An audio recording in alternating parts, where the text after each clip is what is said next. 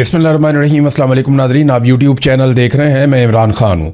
साबिक़ वज़ीर-ए-आज़म इमरान खान साहब की मुलाकातें बंद हैं, लगभग 8 महीने से ज़्यादा हो गए और मुलाकातें नहीं हो रही। उनकी फैमिली मिलने के लिए जाती है, हर हफ्ते जाती है, मुलाकात नहीं करवाई जाती। वो बार बार कोशिश करते हैं इमरान खान से मिलने की, लेकिन मुलाकात हो नहीं पा रही। अब ये मामला अदालत में गए और एक मरतबा नहीं, कई मरतबा गए, बार बार अदालतों में गए, लगभग सैकड़ों मरतबा अदालत में गए पाकिस्तान तहरीक इंसाफ के लोग और इमरान खान साहब की फैमिली, उनके वकला और बहुत सारे लोग अदालतों में जाते रहे, लेकिन इसके बावजूद इमरान खान साहब से मुलाकातें नहीं खोली गई। अब हाई कोर्ट ने एक ऑर्डर दे दिया था, लार्जर बेंच ने ऑर्डर दिया था, तो सब ये समझ रहे थे कि मुलाकात हो जाएगी, फिर भी इमरान खान साहब की मुलाकात नहीं करवाई गई। ये मामला चला गया सुप्रीम कोर्ट ऑफ पाकिस्तान में। जब ये मामला सुप्रीम कोर्ट ऑफ पाकिस्तान में गया तो सबको लगा कि शायद अब सुप्रीम कोर्ट के अंदर जो है वो जजेस गुस्सा दिखाएंगे या जजेस ये कहेंगे कि ये तो बड़ी सख्त ज्यादती है कि अदालती अहकामात की खिलाफ वर्जी की जा रही है और तौहीन अदालत की जा रही है, तो वो मुलाकात के लिए हुक्म जारी करेंगे। तो ये मामला इमरान खान साहब का आज के दिन के लिए लगा हुआ था सुप्रीम कोर्ट ऑफ पाकिस्तान में, और ये जस्टिस मोहम्मद अली मज़हर ये इस मामले को सुन रहे थे। 3 रुकनी बेंच था और ऐसा लगता था कि चीज़ों को सुना जाएगा, लेकिन वो टेक्निकल चीज़ों के पीछे छुप गए। किसी एक जज ने भी इतनी जुर्रत और हिम्मत नहीं की सुप्रीम कोर्ट ऑफ पाकिस्तान के जजेस में से कि वो ये सवाल पूछ लेते कि भाई एक आदमी की आपने मुलाकातें क्यों बंद कर दी हैं, किस कानून के तहत बंद कर दी हैं, और अदालती अहकामात के बावजूद आप मुलाकातें क्यों नहीं करवा रहे। बल्कि ये हुक्म भी जारी किया जा सकता था कि आप फौरी तौर पे मुलाकात करवाएं और रिपोर्ट भी हमारे पास लेकर आए। वो ये करने की बजाय टेक्निकल चीज़ों के पीछे छुप गए, और जो 3 रुकनी बेंच है वो अल्लाह अल्लाह करके तो केस लगा था। सारे इंतज़ार कर रहे थे कि केस लगेगा, लेकिन एक मरतबा भी नहीं पूछा कि जनाब ये 8 महीने से 7 महीने से आपने जो मुलाकातें बंद की हुई हैं इसकी वजह बता दें कि ये मुलाकातें क्यों बंद की हुई हैं, या कोई रीज़न तो हमारे सामने रखें। 3 हफ्ते का नोटिस दे दिया हुकूमत ने, उनसे कहा जी हमें 4 हफ्ते का नोटिस चाहिए, इन्होंने 3 हफ्ते का नोटिस दे दिया कि 3 हफ्ते के बाद दोबारा आए और वजह बताएं कि इमरान खान की मुलाकात उनकी फैमिली से, उनके वकला से, उनके डॉक्टरों से क्यों नहीं करवाई जा रही। आप अंदाज़ा करें कि यह है सुप्रीम कोर्ट ऑफ पाकिस्तान की हालत, जहां पे जजेस बोलने से डरते हैं, जहां पे जजेस सवाल उठाने से डरते हैं। आप अंदाज़ा कीजिए वो सहाफ़ी कितने बहादुर होंगे जो अभी भी सवाल उठा रहे हैं। जहां सुप्रीम कोर्ट के जजेस सवालात उठाने से डर रहे हैं, वहां पे आम लोग सवाल उठाते हैं, फिर उन्हें निशाने इबरत बनाया जाता है, पूरे सिस्टम को यरगमाल बनाया गया है। तो अब 3 हफ्ते का टाइम दे दिया गया, और तीनों जजेस ने, यानी जिसमें जस्टिस मुसर्रत हलाली साहिबा थी, जस्टिस शाहिद बिलाल साहब थे और जस्टिस मोहम्मद अली मज़हर। अब ये तो हीरे हैं बहुत बड़े बड़े ये जजेस, जिनको यही समझ नहीं आई कि एक आदमी की, और पूरे पाकिस्तान में नहीं पूरी दुनिया में ये खबर चल रही है, आलमी सतह पे खबर चल रही है, और 3 हफ्ते का मजीद टाइम देकर इन्होंने भिजवा दिया। पंजाब की हुकूमत ने और वफाकी हुकूमत ने मुलाकातों के खिलाफ बात की है, उन्होंने मुखालफत की है। यानी ये बात आपने सिर्फ रिकॉर्ड पे रखनी है कि पंजाब में मरीम नवाज की और नवाज शरीफ की हुकूमत है, वफाक में नवाज शरीफ और शहबाज शरीफ की पीपल्स पार्टी के साथ यानी जरदारी के साथ मिलकर हुकूमत है, और इन दोनों हुकूमतों ने यानी पीपल्स पार्टी और PMLN ने ये मौक़िफ़ इख्तियार किया सुप्रीम कोर्ट ऑफ पाकिस्तान में कि हम मुखालफत करते हैं इस बात की कि इमरान खान साहब की उनकी फैमिली से, वकला से, डॉक्टरों से मुलाकात करवाई जाए। बस ये मैंने सिर्फ रिकॉर्ड पे रखने के लिए कहा है, और मैं अपनी टीम से भी कहूँगा कि ये क्लिप आज की तारीख के साथ काट के रख लें, क्योंकि ये इंसिडेंट हुआ है 20 जुलाई 2026 को। तो कल को कोई ये ना कहे कि जनाब हमारी मुलाकात नहीं हो रही। तो इमरान खान की मुलाकात बड़े लंबे अरसे से नहीं हो रही, और आज मुखालफत की है वफाकी हुकूमत ने और सूबाई हुकूमत ने भी। तो ये सिर्फ रिकॉर्ड पे रखने के लिए है, ताकि कल को जब ये रोएं, पिटें, चीखें मारें, तो इनको ये दिखाया जा सके कि जनाब ये देखिए आपने ये किया था। नाज़रीन, जजेस इंसाफ क्यों नहीं देते, इसके पीछे रीजंस है ना। जो भी इंसाफ नहीं देता या पाकिस्तान तहरीक इंसाफ को कुचलने में, इमरान खान साहब को, उनकी फैमिली को परेशान करने में, उनको सजाएं देने में, उनको जेलों में रखने में अपना किरदार अदा करता है, ये सिस्टम उसे नवाजता है। आप सहाफ़ियों में देख लीजिए, वकला में देख लीजिए, ब्यूरोक्रेसी में देख लीजिए, जो जितना ज़्यादा इमरान खान से लड़ा है पाकिस्तान की मिलिट्री एस्टेब्लिशमेंट के जर्नैलों ने, उतना ही ज़्यादा सिस्टम के ज़रिए उसे नवाजा है। मिसाल के तौर पे अभी 3 जजेस आए हैं, इस्लामाबाद हाई कोर्ट में नए जजेस लाए गए हैं और उसके लिए जो इजलास हुआ उसमें 3 जजेस के नाम फाइनल किए गए। इनमें से जो एक जज हैं वो शाहरुख अर्जुमंद है जिन्हें लाया गया है। ये शाहरुख अर्जुमंद वो साहब हैं जिन्होंने बतौर जज, यानी अब निचली कोर्ट में जब ये जज थे इनको लाया गया हाई कोर्ट में, तो इन्होंने इमरान खान साहब को और उनकी अहलिया बुशरा बीबी को तोशाखाना 2 केस में सजा सुनाई थी। तो देखें कैसा इनाम मिला, अब हाई कोर्ट के जज बन गए। उमैर मजीद मलिक साहब, ये वो वकील साहब हैं जो तोशाखाना का जो एक केस था इमरान खान साहब के ऊपर, उसमें FIA की जानिब से बतौर प्रोसिक्यूटर पेश होते रहे हैं। यानी ये भी इमरान खान साहब के खिलाफ मुआवनत कर चुके हैं मौजूदा हुकूमत की और एस्टेब्लिशमेंट की, लिहाजा इन्हें भी नवाजा गया, ये भी बन गए हाई कोर्ट के जज। फिर एक अयाज शौकत साहब हैं, ये एडवोकेट जनरल इस्लामाबाद में रहे हैं हाई कोर्ट में, तो फिर इन्हें भी बना दिया गया। तो जो जो इमरान खान के खिलाफ जाएगा या उसके खिलाफ खड़ा होगा उसको ये सिस्टम नवाजता है, क्योंकि आसिम मुनीर साहब को ऐसा लगता है कि उन्हें बहुत बड़े पैमाने पे हिमायत चाहिए, उन्हें सिस्टम के अंदर हर जगह अपने लोग चाहिए और ख़ास तौर पे वो लोग चाहिए जिन्होंने इमरान खान के खिलाफ डिलीवर किया हुआ हो। देखिए ना, जो जो आदमी इमरान खान के खिलाफ इस्तेमाल होगा ना, तो इस रजीम को इस बात का अंदाज़ा हो जाएगा कि क्योंकि ये आदमी इमरान खान के खिलाफ इस्तेमाल हो चुका है, लिहाजा इसको बेहतर जगह पे पहुंचाओ। अब ये भी डरेगा कि इमरान खान आ गया तो पता नहीं मेरा क्या बनेगा, लिहाजा ये बदला लेने में हमारी मदद करेगा और इस सिस्टम को बचाने के लिए पूरा जोर लगाएगा। इसलिए ऐसे सारे हीरे इकट्ठे किए जाते हैं जो एंटी इमरान, पूरा निज़ाम जो है ना इस वक्त पाकिस्तान का खड़ा बुग़्ज़े इमरान में, पूरा निज़ाम पाकिस्तान का इस वक्त खड़ा है एंटी इमरान लोगों को इकट्ठा करके, और इनके पांव ज़मीन पे नहीं है, ना इनकी कोई जड़ है। ये एक झटके में सारे के सारे गिर जाएंगे और आप इन्हें गिरता हुआ देखेंगे। नौरीन नियाज़ी इमरान खान साहब की बहन, उनके ऊपर आपको पता है कि वो NCCIA ने एक ऐसा इंटरव्यू जो नशर ही नहीं हुआ, एक ऐसा इंटरव्यू जिसको उन्होंने कहा था कि नहीं इसको नहीं चलाना, हालांकि उसके अंदर जो कंटेंट है वो तो मुझे भी पसंद नहीं है, लेकिन मेरे ख्याल में वो नौरीन नियाज़ी को भी पसंद नहीं आया, या उन्हें ये समझ आ गई कि ये चीज़ ऑन एयर नहीं जानी चाहिए, उन्होंने रोक दिया था। और कंटेंट के हवाले से मैं आपको बताऊं, मोदी के साथ दोस्ती को इतनी बुरी बात तो नहीं है। नवाज शरीफ साहब अपने घर में लेकर आए अपनी सालगिरह वाले दिन, नवाज शरीफ अपनी घर की एक शादी के अंदर मोदी को लेकर आए। यहाँ मरियम नवाज यहाँ से उन्हें तोहफे भेजती हैं, वो वहाँ से इन्हें तोहफे भेजते हैं, वहाँ से साड़ियाँ आती हैं, सामान आता है, कपड़े आते हैं, यहाँ से मैंगोज जाते हैं, ये भी यहाँ से गिफ्ट भेजते हैं। तो नवाज शरीफ के जो ताल्लुकात हैं मोदी के साथ वो ढके छुपे तो नहीं है, और पाकिस्तान की एस्टेब्लिशमेंट इसे बहुत पसंद भी करती है। तो जर्नैलों को तकलीफ क्या हो गई जब उन्होंने ये कह दिया कि जनाब मोदी के साथ इनके ताल्लुकात हैं। देखिए, ये तो इंडिया का जो अपना उनका वज़ीर ख़ारजा, वो ये कह चुका है कि हमने जब हमला करना था हमने पाकिस्तान को पहले आगाह कर दिया था, पाकिस्तान ने मदारिस खाली करवा लिए थे, उसके बाद हमने वहाँ पे मिसाइल मारे हैं। तो नौरीन तो यही कह रही हैं कि ये तो इनका आपस में ताल्लुक था, इनको पता था एक दूसरे क्या करने जा रहे हैं। वो तो बाद में अल्लाह भला करे एयरफोर्स का जब इंडिया हद से आगे गुजर गया तो पाकिस्तान की एयरफोर्स ने इंडिया के तैयारे गिरा दिए। अब एयरफोर्स किसी भी सूरत में किसी भी हैसियत में आर्मी चीफ के अंडर आती ही नहीं है। आपको पता है आईनी और कानूनी हैसियत में एयरफोर्स आर्मी चीफ के अंडर नहीं होती, वो ज्वाइंट चीफ ऑफ स्टाफ के अंडर होती है।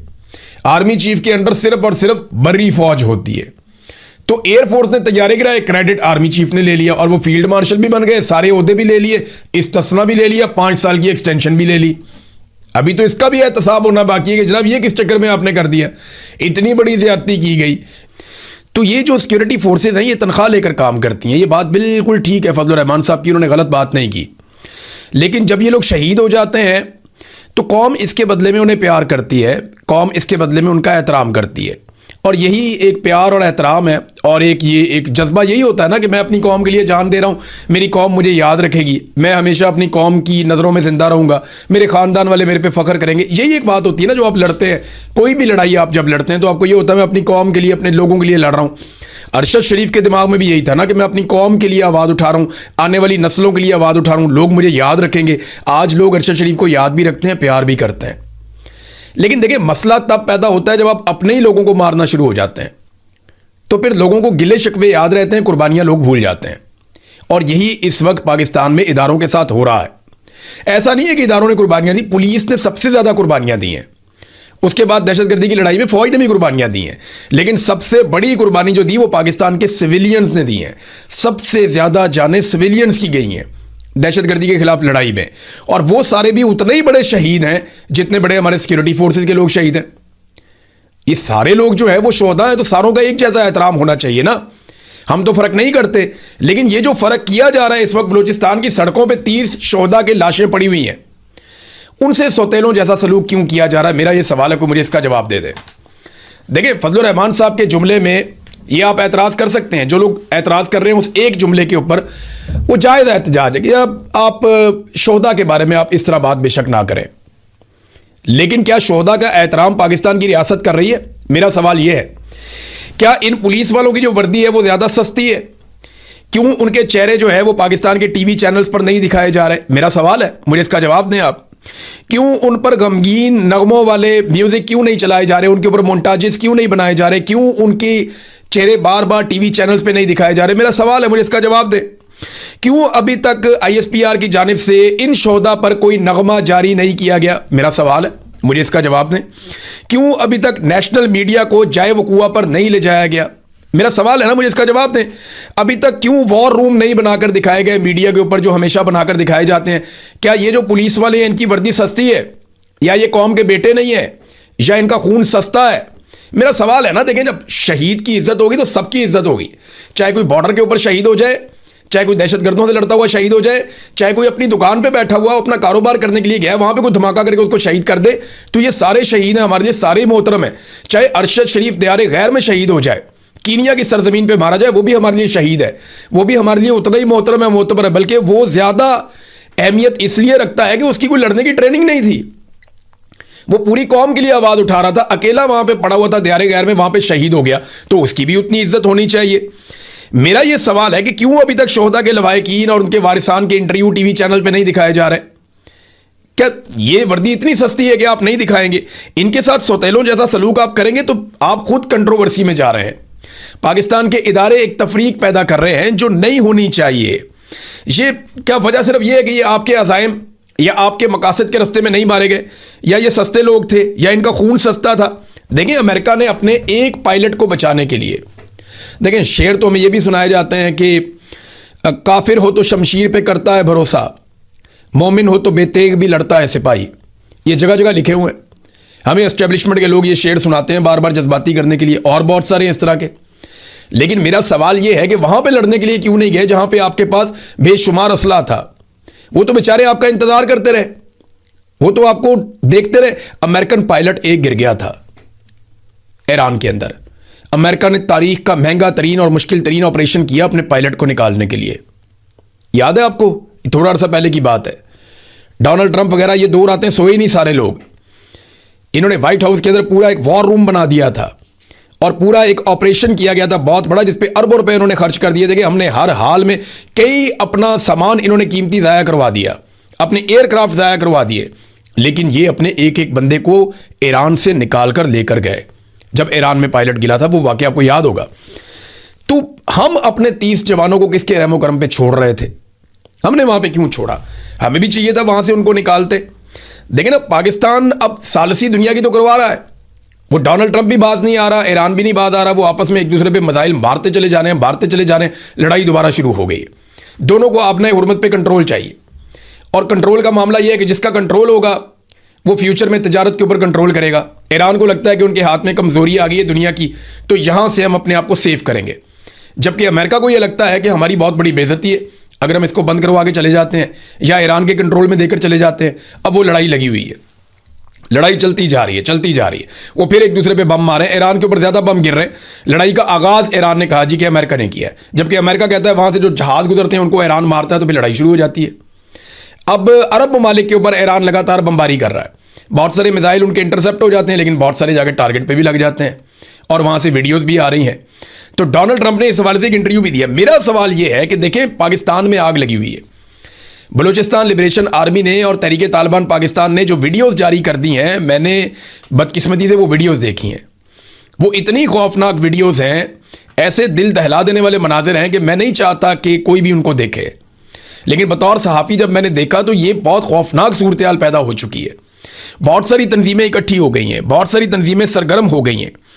वहाँ पे आप अंदाज़ा करें कि इस वक्त जो सूरत हाल है, अफगान फोर्सेस है, दाइश है, TTP है, BLA है और जराइम पेशा ग्रोह हैं, बहुत सारे स्मगलर्स हैं और पता नहीं कौन कौन कहाँ से इकट्ठा होकर आ गया और एक अजीबो गरीब अनारकी फैल गई है पूरे बलूचिस्तान में और खैबर पख्तूनख्वा के कबायली इलाकों में। इनको रोको जाके, दुनिया की सालसी आप छोड़ दें, कश्मीर के अंदर आपने आग लगाई हुई है, एक नफरत की आग वहाँ पे भड़क रही है, लोग बात सुनने को तैयार नहीं है हुकूमत की और हुकूमत लोगों की बात नहीं सुन रही। वहाँ कत्लेआम हो चुका है 2 दफ़ा और अब दोबारा से खदशा है कि दोबारा लड़ाई ना हो जाए। तो इन चीज़ों पे तवज्जो छोड़कर पाकिस्तान को बचाएं। इस वक्त पाकिस्तान में सालसी की और बातचीत करने की ज़रूरत है।